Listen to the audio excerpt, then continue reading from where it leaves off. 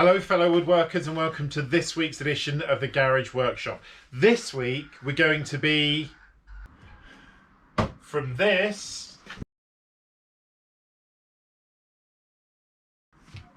into this. Roll the intro.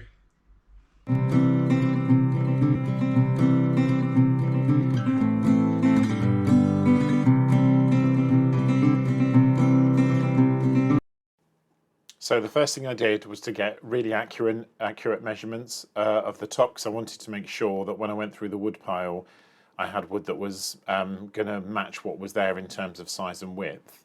I then went and selected what was the top of an old IKEA coffee table. I think it was anyway, but it was actually just about the right size. I'm not quite sure what this wood is. I'm sure if you know in the comments you can tell me, but it's sort of all stiffened, hardened wood. Okay, so in one of my recent videos, which I'll put a link up there for, I made this extra storage unit for my workstation. Now, the reason that I made it was obviously I was really getting short of storage and I wanted to add it to the bench because to me this was sort of dead, unused space. Some of you commented quite rightly that you thought this was going to be too heavy and that potentially it would need wheels. That actually hasn't been the issue at all. The issue that I've got with it is it's made the bench so long, it's a bit sort of unwieldy to turn around. Even when it's empty and it doesn't weigh a lot, it's quite difficult now to sort of swing the bench around, and I've lost a lot of that sort of flexibility I had when before the bench had this. So I'm going to take this off. Now, this also coincides with the fact that I have now cleared one of my main workstations where I put my bandsaw on my pillar drill onto a rotating cart. Here's a link for that video.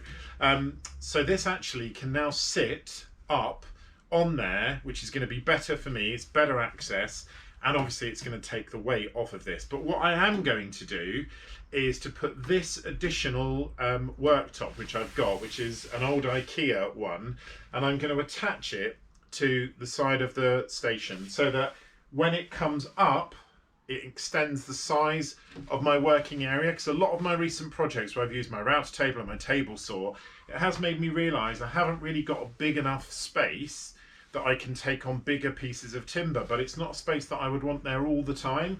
So the plan is to attach this onto the side so that I can bring it up and down as and when needed. So the first thing to do is take this off. Let's do that now. Next stage was to clear and disassemble the unit, which actually proved more difficult than I thought it was going to be. Okay, so problem number one, I'd completely forgotten that the edging strip that's on the side, and of course it would be, is going to stop those trays from coming out. I'd completely forgotten that I'd put it on there for that reason. So I've got two choices. I'm just going to take a minute and see if I'm able to reach my arm in and unscrew it, because remember it's got no back, this unit. I'm going to see if I can unscrew it from within inside here, and then when I take it off I can just put a back on it to put the shelves on. So let's see if it's possible to get in there and do that. So my plan to disassemble from the inside, I have to say, was mostly successful. I got most of the screws out, but there were two problems. One of the screws was exactly hidden by the shelf, which I'm not sure how that happened because none of the others were. So that gave me quite a lot of problems because I couldn't actually obviously see that it was. So when I'd done all of the screws and I was sort of convinced I'd got everything exactly as it should be, there was one hiding screw, and obviously there was a problem with the outside edging. But after lying on the floor, as you can see, and taking all of the screws out, the other thing that I noticed was actually I'd really secured this probably more than it needed to be. I know that this unit was going to have a sort of substantial amount of weight, not massive amount of weight, but I did use quite deep screws, and I didn't realise at the time how well fixed it was going to be. I probably didn't need to do any of this, to be honest. I think I went a bit overkill. And as I said in the actual video, I was originally going to use a sort of French cleat system, and the reason I decided against that was potentially the weight that it was going to have in it. But in the end, I had to get a crowbar to it. I just could not get to the head of the screw to take it out. It took a little bit of persuasion, as you can see, but the great thing was I didn't damage the wood too much. I was worried about sort of tear out on the plywood, but luckily that wasn't an issue. The next thing then was to select the wood that would be the sort of edging strip, which you'll see in a minute, which was going to sort of be the gap between the table and the extended bit. Then just literally got a palette knife and cleaned it up because there was a couple of cutouts. This was actually from the storage, my wood storage cart that I'd taken apart recently. That's where this wood came from. So I just got it all nice and flat. I wasn't really worried about how it looked because obviously that's not the important thing. And then the next thing was just to measure it and make sure the measurements were accurate. And when I cut with the miter saw, you can see I'm not cutting at the end of the wood because the pocket hole sections on both ends, as you can see in the picture there's quite a lot of tear out from when I'd taken it apart where the pocket holes had split the wood. But I offered it up. It was exactly the right length, which I was very pleased about. And the next thing to do was to mark down the middle. Now I did this because I wanted to get super accurate places where I was going to put the drill holes to attach it to the unit. So I marked them, I divided the length, I think it was something like 140. I divided it exactly by 5, and then I put in little crosses exactly spaced out between the two marks so that I was able to drill. And as with all of the projects I now do, having learnt from experience, I pre-drill and countersink everything. So I pre-drilled all the holes, and then I just hollowed out the end to make sure that the screws that were connecting would be completely countersunk in the unit. And I specifically chose really heavy-duty long screws to screw this to the unit because it was screwing straight into that worktop, which is a very dense material. So I had plenty of opportunity to do that. But as you can see, I'm taking my time here and making sure that I get really good quality pre-drilled holes in that piece of wood, because obviously that piece of wood is going to be absolutely pivotal. So the next stage was to just go and chop off one of the ends of the wood that I had left, and this was for the two side sections which were going to support the brackets for the top. But actually this is where I made my first mistake. I'm just marking out here the positions to put the drill holes in, and some of you may have already picked up on this, but I won't spoil the surprise of me finding out later what the issue was. But actually these pieces of wood proved to not be the success I'd hoped they were going to be.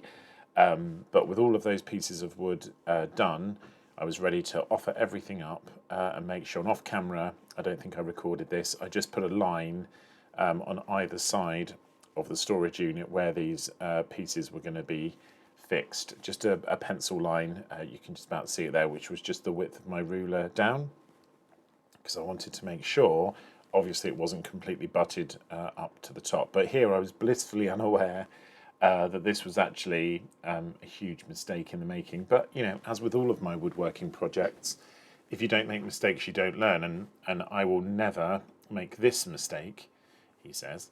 I don't think I'll ever make this mistake again. Well, hopefully I won't. So when I'd secured these pieces of wood and got them exactly level using the spirit level, the next thing to do was to attach the hinges. And as I said a minute ago, I don't know how IKEA make their wood. I'm sure somebody listening to this knows what type of wood it is. It's very compressed. It's almost like, you know, chipboard, but it's very, very dense, and yet it's not very heavy. I mean, this top is quite a substantial chunk of wood, but it wasn't very heavy at all. So I offered up all of the hinges, marked the screw holes.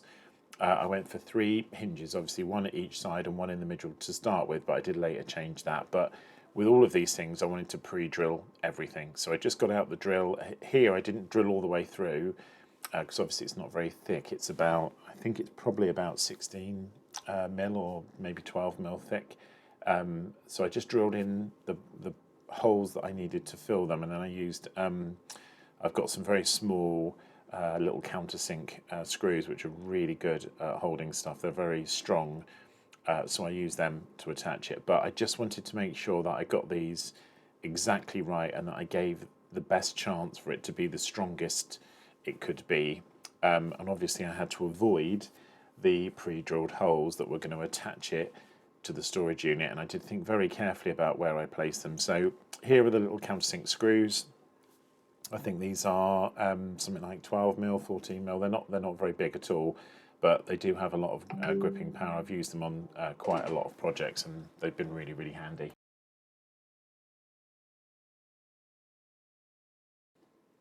So with these three hinges attached, I could then pre-drill the holes on the sort of batten piece of wood that you can see it there.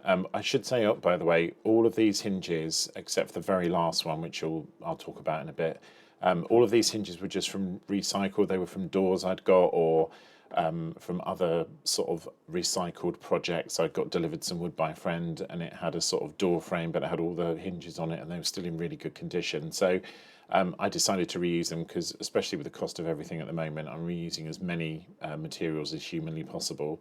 The next thing to do was to just attach, and on this side, obviously with wood, I just used wood screws, but I used quite substantial wood screws for this bit, because I wanted to get them really, really well fitted. Shout out here as well to my little Parkside electric screwdriver, drill driver, which is absolutely fantastic. It was really, really cheap, this. I think I mentioned it in one of my Parkside haul videos, but it is so powerful, that thing, and it's brilliant. It goes through everything.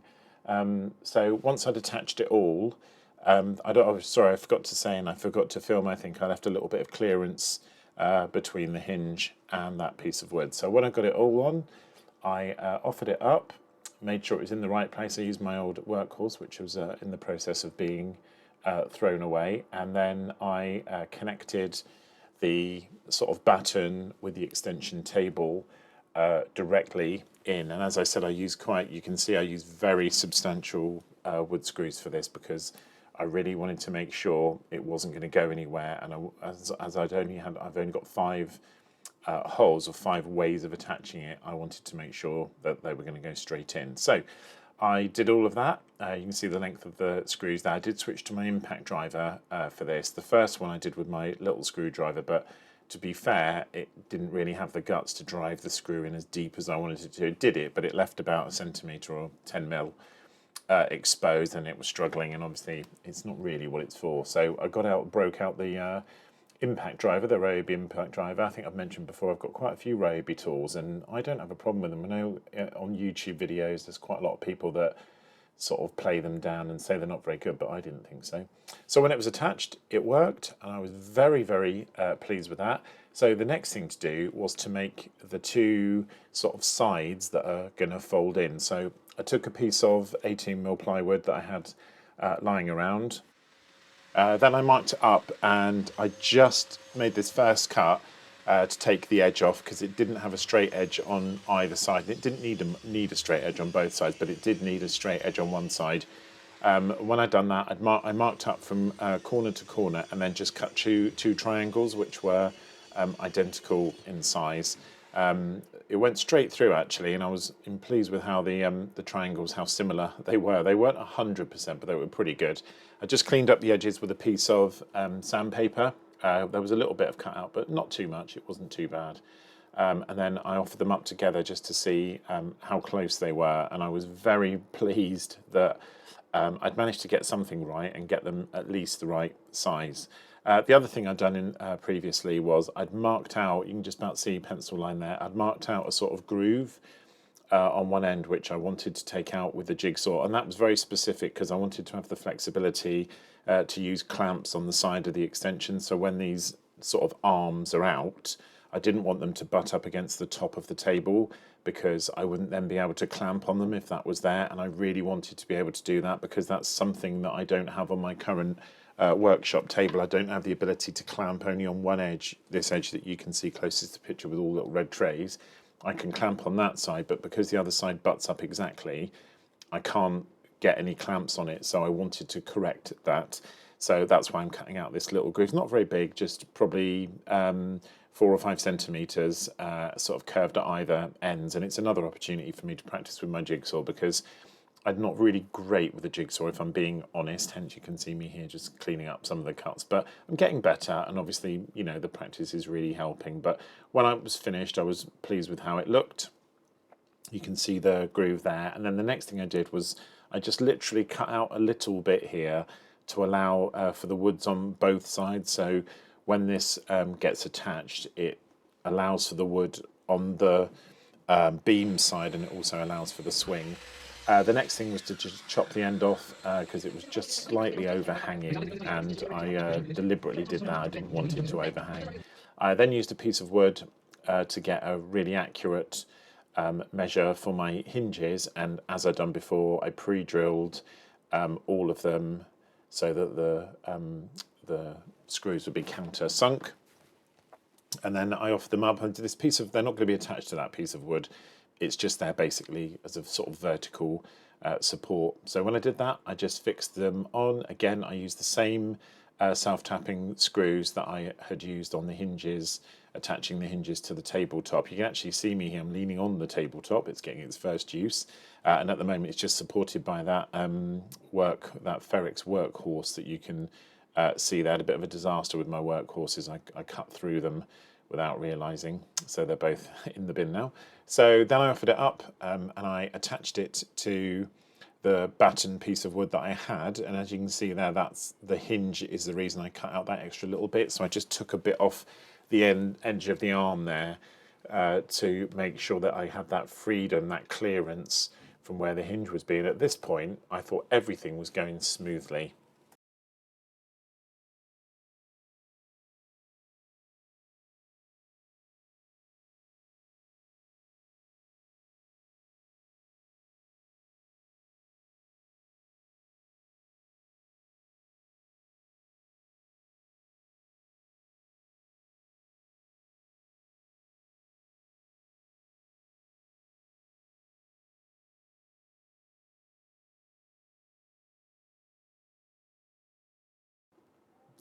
When I'd done the left side, I then moved on to the right side, and I really should have noticed at this point that I was going to have an issue. But to be honest, I sort of got the euphoria of thinking, oh, I'm done now. This is the end of the project, and what a fantastic treat it's going to be when I first open and close the doors. So I was getting really carried away, and I was very, very happy when I'd attached these screws. Little did I know the huge mistake that I had made. Okay, so I wonder how many of you watching this video picked out or noticed the deliberate mistake, because I sure didn't. By attaching, you can see the brackets come off here. By attaching this piece of wood and pulling this out to be the same level, of course it never entered my head for a second that there's nowhere for this to go when it folds up, because obviously the tabletop folds in flush here, and with this piece of wood here folded in, there's nowhere for it to go. So when I tried to shut it, it instantly popped all of the hinges out because there's nowhere for it to go. It cannot be set back. This has to be set back in under the table. But then I've got the problem of doing that, of this piece here and this end piece not having anywhere to go, because obviously they need to be the same level as the tabletop. So the only place that they can go is up against here, but then there's no gap in that piece of wood. So what I've got to do, I think, is take the table off, take these pieces of wood off, and I can either make a decision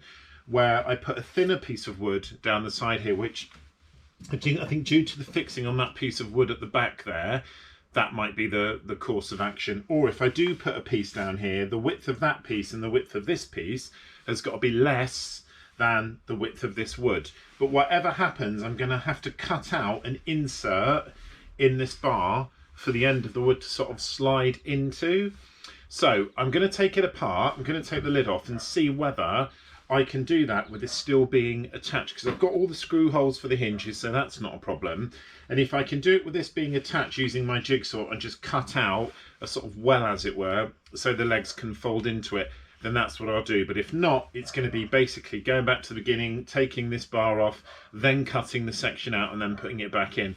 The thing about the videos on this channel, and I've said this week after week, and you've picked it up yourselves in the comment, this is not a you can make it exactly how I make it. I never make mistakes sort of channel. I'm going to show you all the errors I've made. Hopefully some of you saw as you were watching this and thought, oops, that's a mistake. But if you didn't, and you were ever trying a project like mine, please bear that in mind, that you've got to allow a space for this wood to go. So I'm going to start now by taking these off. Then I'm going to take the top off, and I'm going to see how much I need to do on this rail in order to get it work. Let's do that now. So I wasn't downhearted because so much of this project had gone so well that I knew I could sort of surmount this. It wouldn't be an issue at all.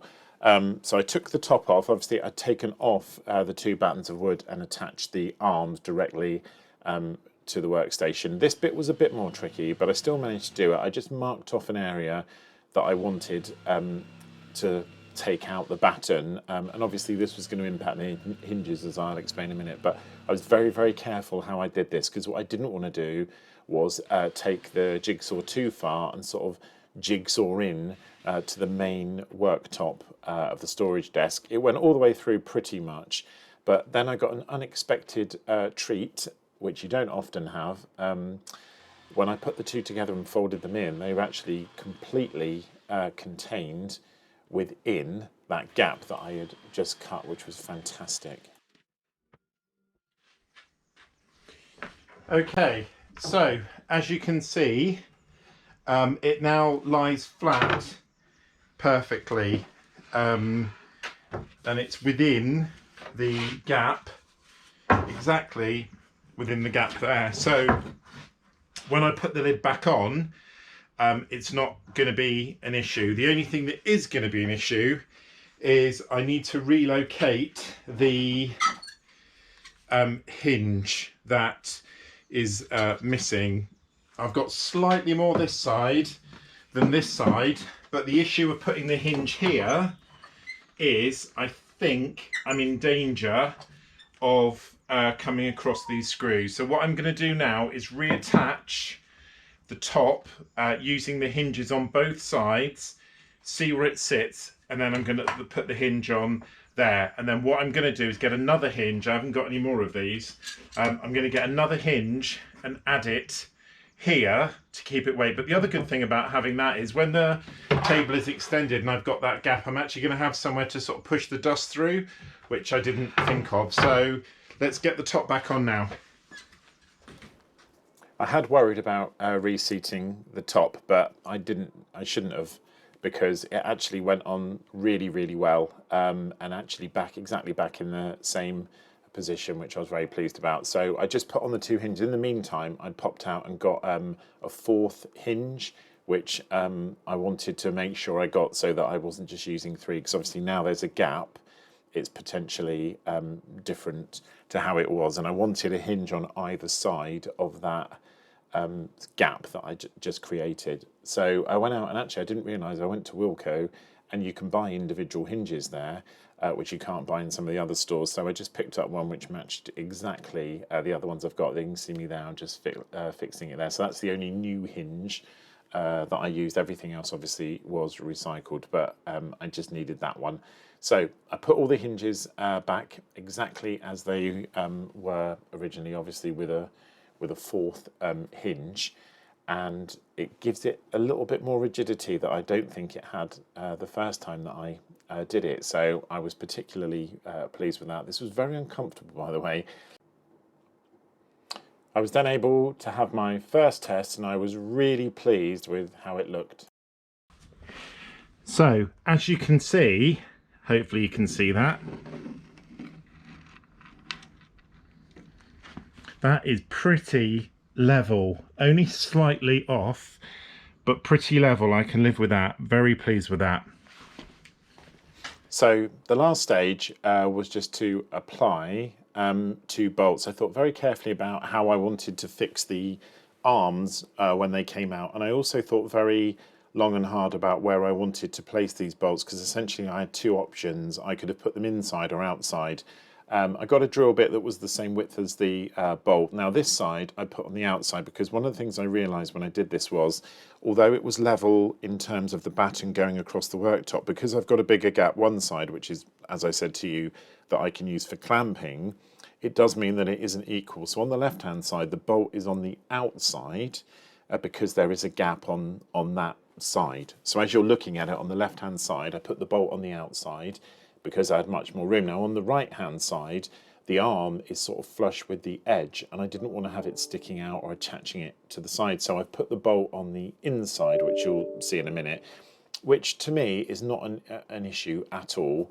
And in fact, it's going to help in one way, I think, because you're less likely to catch anything. So as you saw on that side, it went on the outside, and this side, I put it on the inside, and that was very deliberate. I could have put it on the outside and just moved that arm in a bit, but I really didn't want to do that. So having drilled the hole that the bolt would slide into, I just attached it. These again are just really, really cheap. I got these from Wilko as well. They're just very, very cheap bolts. And as with everything else, I pre-drilled all of the holes because I wanted to make sure that I gave the unit the best chance of being as strong as it could be. And when, you'll see in a minute, when the unit's actually finished, the bolts are more than capable, even though they're only smaller bolts, they're more than capable of doing what I need them to do. I did use a screwdriver to do these up because they're very small screws and I didn't want to sort of rip the heads. I used the screws that actually came with the bolts. But when I've done them all up, very pleased with how tight they were and how well attached it was. And obviously these bolts are going to get quite a lot of use, and I'm sure at some point they'll come loose, but for the moment they're really nice and tight and really, really well secured, which obviously it needs to be because this is going to have some weight on it eventually when it's used.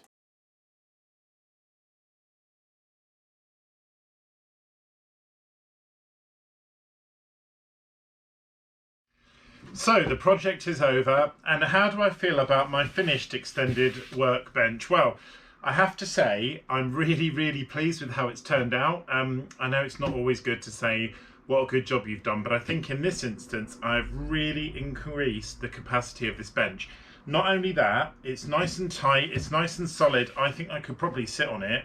I'm not going to, but I think I probably could. But this was never designed to take a huge amount of weight. That wasn't what it was about. It was more about if I was doing glue ups or as an outfeed table. It was never about being as strong and sturdy as this side. But having said that, it has been. I added that fourth hinge, and it's really, really structurally made it a lot more solid. So I'm really, really pleased with how it's turned out. I think it's going to get a bit more use perhaps than some of the other projects that I've made in the garage workshop today, but it is exactly what I wanted. A much increased workspace, foldable so it's not out all the time, and tough and strong, and it's all of those things. So I'm going to chalk this one down as a success, and I'm actually going to give it an 8.5 out of 10, which for me is quite a lot. If this is your first visit to the garage workshop, please can I ask you to subscribe, like and comment, and look back through my other videos. If you are a subscriber and a regular watcher, thank you so much. I really appreciate all the time you take watching my videos. I hope you have a fantastic week, and I'll catch you on the next video. Happy woodworking!